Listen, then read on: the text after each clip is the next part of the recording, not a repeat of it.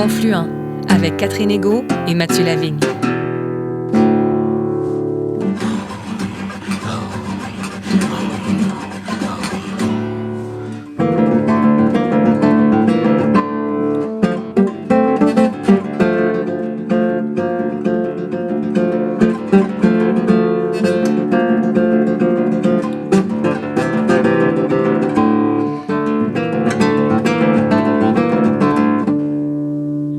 Bonjour Catherine, cette semaine, nous rencontrons un pionnier de la sémiologie musicale, Jean-Jacques Nattier. Bonjour Mathieu. Le musicologue et ethnomusicologue Jean-Jacques Nattier s'intéresse depuis le début des années 70 à la musique inuite. Il publiait récemment aux presses de l'Université de Montréal un ouvrage colossal intitulé « La musique qui vient du froid, art, chant et danse des Inuits » et qui synthétise presque un demi-siècle de travaux sur le célèbre chant de gorge et sur les danses à tambour, ainsi que les chants qui leur sont associés. Fruit d'un long et patient travail de recherche, mais aussi d'édition, cet ouvrage érudit et passionné s'accompagne de nombreuses ressources en ligne constituées d'enregistrements sonores, de vidéos et de documents d'archives. Le livre compte pas moins de 200 illustrations présentant notamment de splendides œuvres d'art inuit, sculptures, dessins, estampes. Dans cette entrevue, Jean-Jacques Nattier partage avec nous sa passion pour les arts du cercle circumpolaire qu'il relie à la vision du monde singulière des Inuits. Il exprime aussi sa profonde admiration envers l'inventivité, la virtuosité et la persévérance des hommes et des femmes Inuits qui ont su enrichir, transmettre et constamment renouveler leur fabuleux patrimoine musical au fil des siècles. Jean-Jacques Nattier est membre de l'Ordre national du Québec, de l'Ordre du Canada et de la Société royale du Canada. Avec la musique qui vient du froid, art, chant et danse des Inuits, il a notamment remporté le prix Charles Cros, le prix du livre France Musique Claude Samuel et le prix Opus du meilleur livre sur la musique 2023.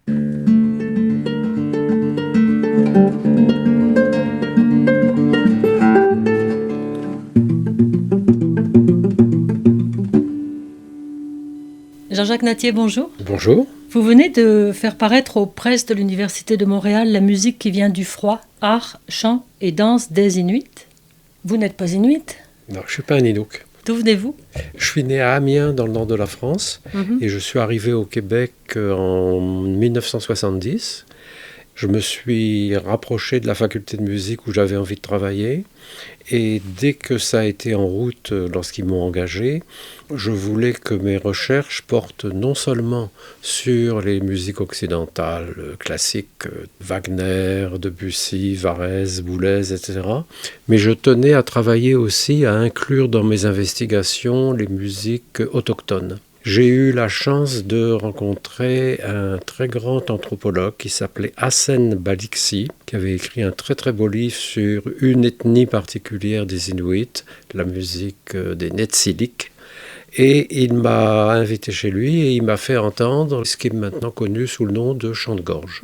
Et j'ai trouvé ça tellement fascinant au point de vue sonore et au point de vue musical que j'ai décidé de constituer une équipe de recherche pour aller sur le terrain, faire des enregistrements, poser des questions, essayer de comprendre ce qu'étaient les chants de gorge dans la culture des Inuits.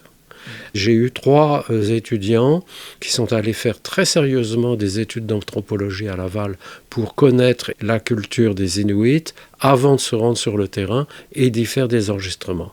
Alors ils sont allés essentiellement au Nunavik et dans le pourtour du Nunavik, et moi-même j'y suis allé quelques années plus tard dans le nord du Nunavut, un des derniers villages avant le pôle, pour voir s'il y avait des chants de gorge, mais surtout pour étudier la danse à tambour.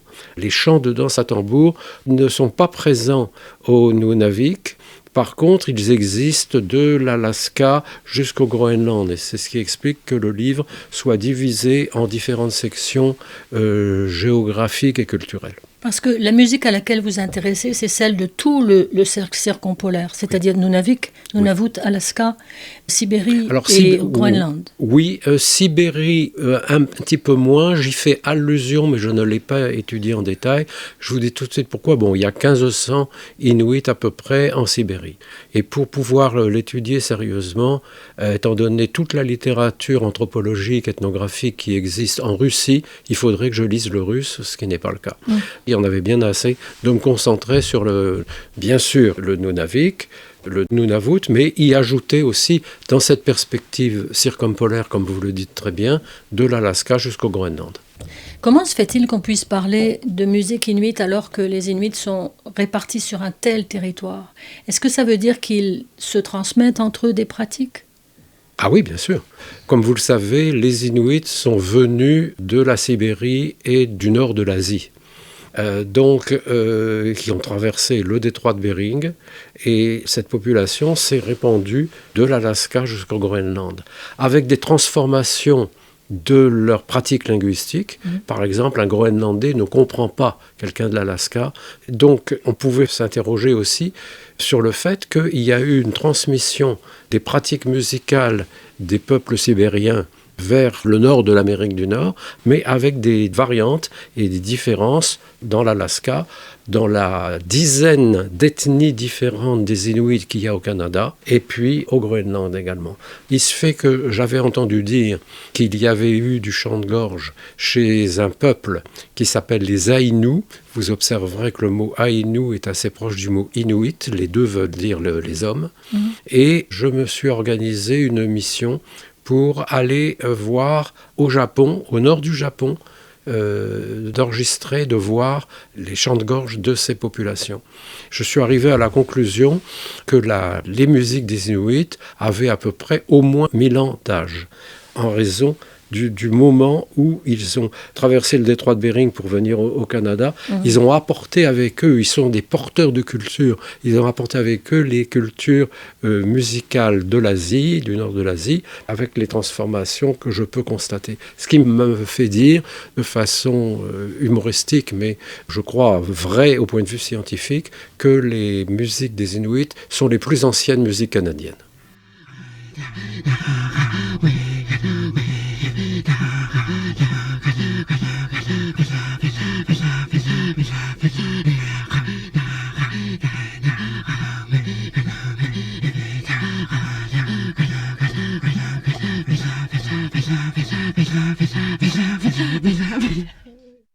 Disons deux mots de votre livre. C'est un objet splendide. Évidemment, c'est le fruit de vos recherches depuis le début de votre carrière. Oui. Et puis, c'est un objet magnifique. Je me suis amusé à collectionner, dans la mesure de mes moyens, des œuvres qui illustraient comment la musique était représentée dans les arts plastiques inuits. Il y a essentiellement deux grands genres. Il y a des estampes et il y a des sculptures. Et donc, ces objets-là et bien d'autres sont reproduits dans le livre. Alors, le point de départ, si vous voulez, c'était ma collection.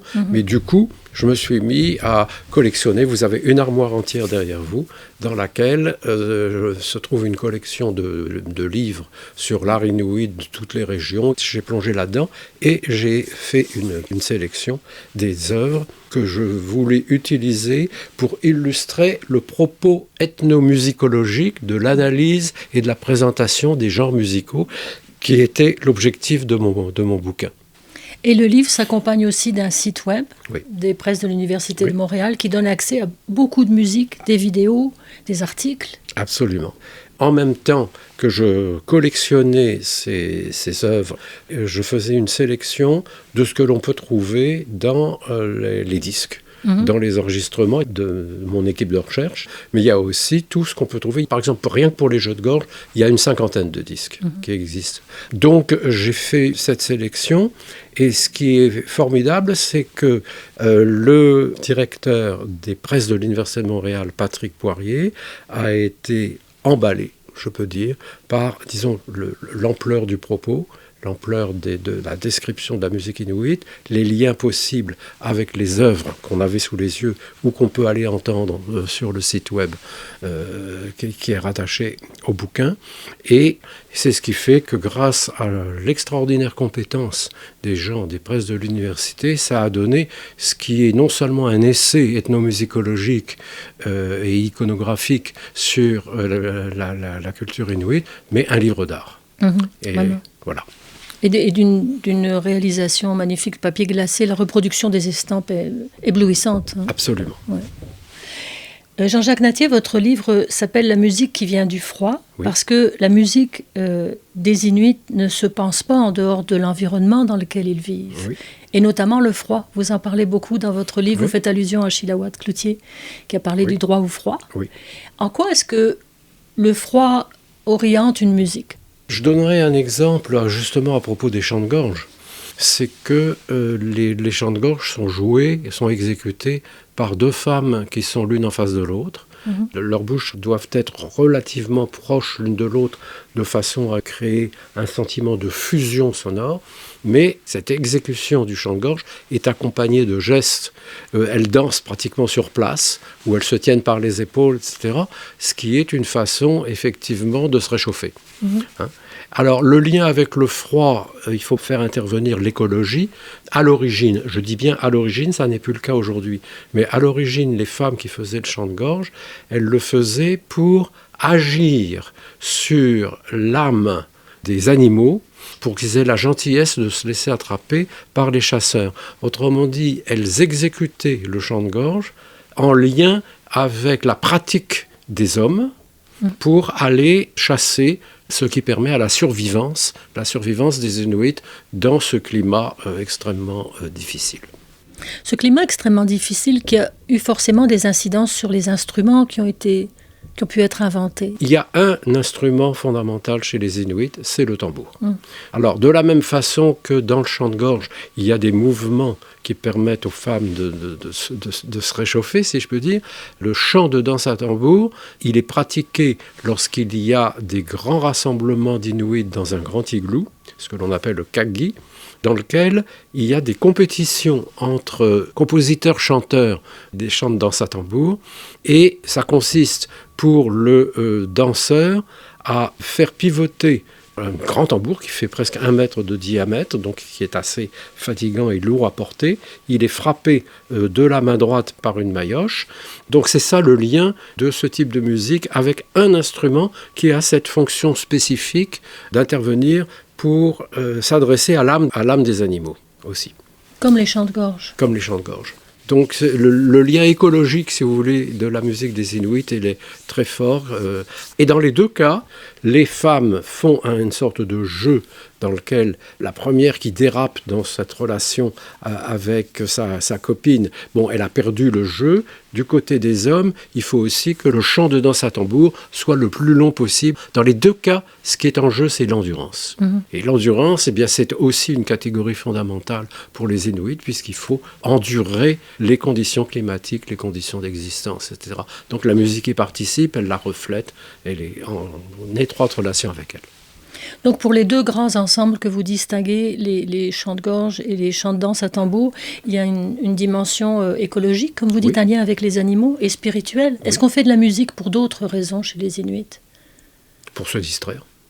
C'est-à-dire que ces chants de danse à tambour qui vont être joués dans des conditions cérémonielles, il faut bien s'entraîner à les chanter, donc on va les exécuter aussi dans des conditions domestiques à l'intérieur de l'igloo familial, au niveau de la cellule familiale. Les chants de gorge, lorsque les maris vont à la chasse, ils étaient exécutés pour agir sur l'esprit des animaux, mais c'était aussi une distraction pour amuser les enfants.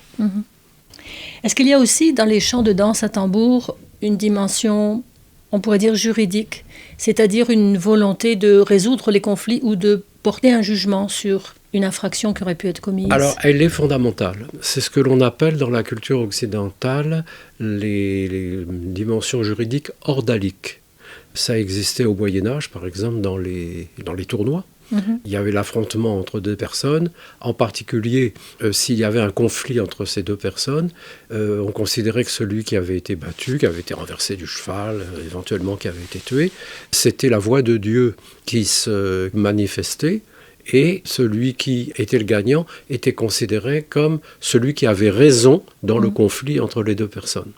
Bien souvent, chez les Inuits, lorsqu'il y avait, alors ça pouvait être des conflits d'ordre domestique, à propos de vol, pour résoudre toutes les espèces de conflits, on organisait des séances de chant, de danse à tambour, et celui qui était jugé comme le meilleur dans les performances de danse à tambour, était considéré comme celui qui avait raison dans le conflit en question. Alors, un des critères, précisément à cause de l'endurance dont on a parlé tout à l'heure, il fallait que le chant dure le plus longtemps possible. Et l'autre dimension, c'était l'intérêt et le contenu des chants. Pourquoi ? Parce que les chants étaient composés par le danseur. Je vous ai dit tout à l'heure, était danseur, compositeur, chanteur. Il avait composé le texte et la musique, la mélodie des chants de danse à tambour, très souvent pendant qu'il était à la chasse. Et beaucoup de ces chants de danse à tambour racontent des exploits de chasse ou des incidents qui se sont passés. L'homme qui est attaqué par un ours ou qui réussit à tuer un ours, le fait de bien attraper le phoque en lançant une lance à travers son trou pour le toucher. Voilà.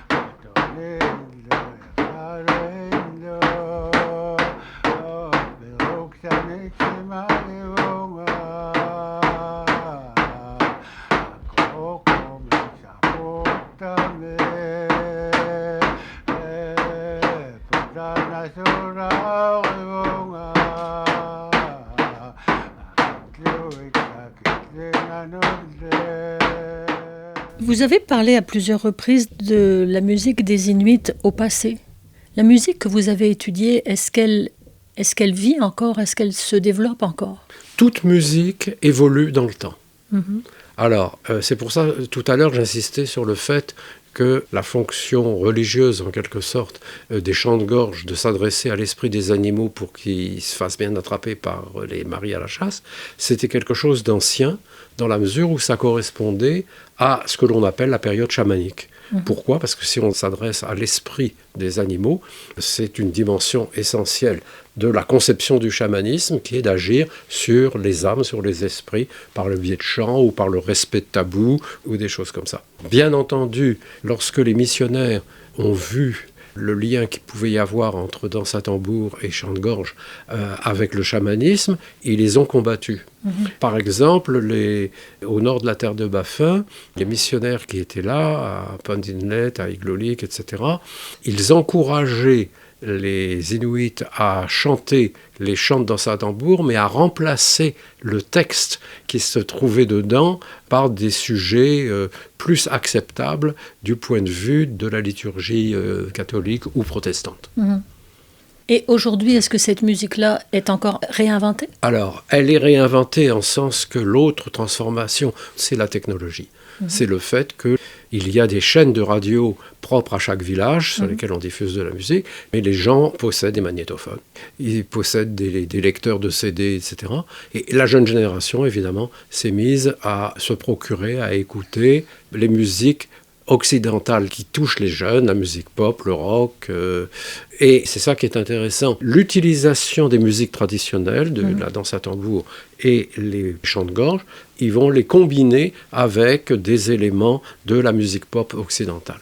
Donc la musique inuite s'est transformée en utilisant certaines composantes des chants traditionnels ou des jeux traditionnels et en les combinant en faisant quelque chose d'original. Mais vous avez ça dans toutes les cultures du monde. Donc c'est pas une musique passéiste, la musique des Inuits. Les chants de gorge et les chants de danse au tambour. Non, mais si vous parlez avec des jeunes filles de 18 ou 20 ans qui font du chant de gorge, elles ont conscience qu'elles vont faire des exécutions du chant traditionnel. C'est le mot qu'elles vont utiliser.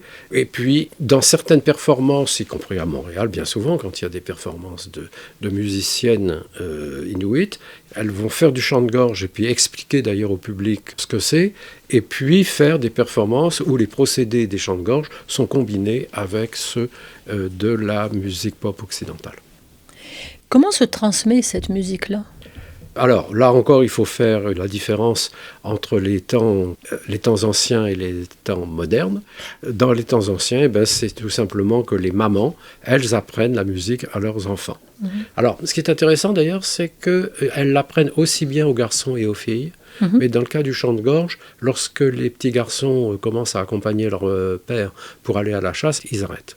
Et c'est ce qui explique que les chants de gorge soient un genre quasi exclusivement féminin. Donc ça, c'est le mode d'apprentissage traditionnel. Et puis, il y a l'apprentissage par le biais des enregistrements, des vidéos, etc., c'est-à-dire les moyens modernes. Pour les chants de danse au tambour, est-ce que c'était aussi les femmes qui initiaient les petits garçons ? Le processus était le suivant. L'homme composait son chant pendant qu'il était à la chasse, d'où la grande présence de récits de chasse dans les chants de danse à tambour. Ensuite, il l'apprenait à sa femme. Et sa femme l'apprenait à l'ensemble des femmes de la communauté. Pourquoi ? Parce que lorsqu'il va y avoir l'exécution du chant de tel ou tel danseur dans l'igloo, et puis que la communauté est rassemblée pour assister à ces performances de chant de danse à tambour, les femmes sont assises dans le pourtour de l'igloo, et lorsque l'un des hommes s'avance pour danser et chanter, sa femme, qui a appris son chant à l'ensemble des femmes de la communauté, ce sont elles qui vont chanter le chant du danseur. Il y a une division sexuelle entre les hommes et les femmes du point de vue de l'apprentissage et de la transmission et de l'exécution. Voilà. Mais on va voir beaucoup plus rarement une femme exécuter la danse avec le tambour. Leur fonction, c'est... Je crois que je dis dans mon livre qu'elles sont en quelque sorte la mémoire musicale des Inuits, parce que c'est elles qui ont appris de leur mari les chants de danse à tambour pour les retransmettre à l'ensemble des femmes de la communauté. Voilà. Donc les hommes ne chantent jamais finalement ? Si, étant donné qu'il y a souvent une exécution des chants de danse à tambour en privé, ils peuvent très bien le chanter dans l'espace privé de l'igloo, oui. Dans mes enregistrements, j'ai énormément de chants faits par les hommes. Vous dites une chose étonnante dans votre livre, c'est qu'il n'existe pas de mot en inuktitut pour dire musique. Comme dans la plupart des musiques autochtones. Mais il existe des mots pour désigner les genres musicaux. Absolument. Mais ça, c'est pas du tout une spécificité des Inuits. Je crois me rappeler que je cite l'observation, et il a été le premier à le dire, d'un des grands ethnomusicologues de la francophonie, Gilbert Rouget, qui dit « La plupart du temps, en dehors de la culture occidentale, il n'y a pas de mots pour dire musique, mais les genres sont tous très très bien identifiés avec des mots spécifiques. » Alors, le mot pizirk pour désigner la danse à tambour, le mot katajark pour désigner les chants de gorge, voilà. Qu'est-ce que ça nous apprend, ça ? Et d'une manière générale, qu'est-ce que la musique des Inuits nous apprend ? Que notre musique ne nous apprend pas, ou que notre musique ne dit pas de nous ? Il y a d'abord la spécificité sonore des chants de gorge qui est extraordinaire. Chacune des femmes produit une syllabe, qui est constitué d'un son grave et d'un son aigu. Sa copine va reprendre ce motif avec un décalage, là aussi avec le son grave et le son aigu. Le résultat, et ça nous a pris énormément de temps pour le comprendre, c'est une chaîne de sons aigus et une chaîne de sons graves, mais dont chacun des sons graves et aigus sont produits alternativement par chacune des femmes. Donc ça, c'est un mode de production musicale qui est absolument, sans jeu de mots, inouï.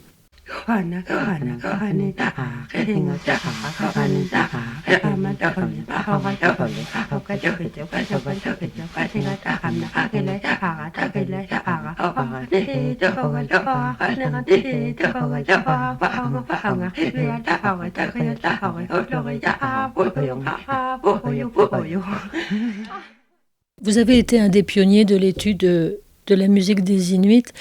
Quand vous avez commencé vos recherches, vous faisiez comment ? Vous arriviez avec une enregistreuse et puis vous enregistriez ?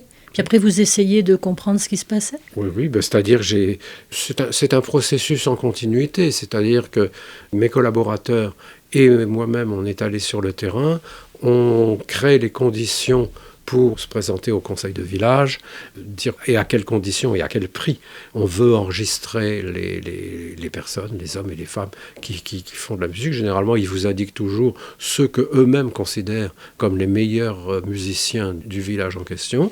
On les enregistre. Moi, je faisais d'assez longues séances d'enregistrement. Puis, au fur et à mesure, mes collègues et moi-même, eh bien, on apprenait, au fond, à comprendre le mode de fonctionnement de ces musiques. Puis après, quand on rentre chez soi, on fait des transcriptions avec des notes de musique, avec des symboles, pour pouvoir analyser et comprendre comment ces musiques fonctionnent. Certains autochtones deviennent peut-être un peu plus prudents par rapport à la diffusion de leur patrimoine culturel à l'extérieur des communautés. On parle même d'extractivisme culturel, de pillage culturel. Comment est-ce que vous vous situez par rapport à ça pour la musique des Inuits ? Le problème ne se posait pas à l'époque où nous avons fait nos terrains dans les années 70. Il y a eu quelquefois il y a pu y avoir des tensions, pas dans mon équipe, mais avec certaines personnes qui, par exemple, ne payaient pas convenablement les gens qu'ils enregistraient, etc., ou qui ne respectaient pas les conditions qui étaient données pour faire les enregistrements. Aujourd'hui, il y a le concept d'appropriation culturelle qui a émergé à la suite de certaines considérations théâtrales en particulier.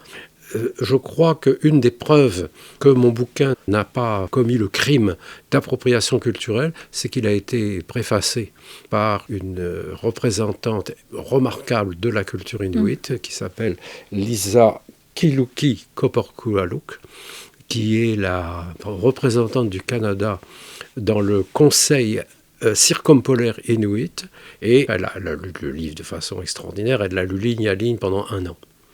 En me faisant des observations, des critiques. Donc tout est dans la façon de faire les choses, dans le respect, et de prendre les moyens de faire contrôler ce que l'on dit par les autochtones. C'est exactement ce que j'ai fait en m'adressant à une représentante tout à fait éminente de sa propre culture. Jean-Jacques Nattier, merci. Merci beaucoup de m'avoir invité.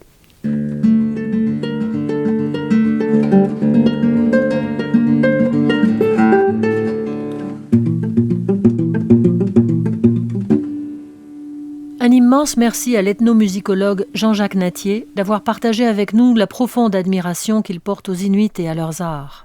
L'émission Confluent est portée par l'organisme de solidarité chrétienne avec les premiers peuples Mission Chez Nous. Vous voulez en savoir plus? Visitez sans tarder notre site web www.missioncheznous.com. À la semaine prochaine, Catherine. À la semaine prochaine, Mathieu. D'ici là, nous restons à l'écoute de la formidable musique des Inuits et bien sûr de Radio VM et Radio Galilée.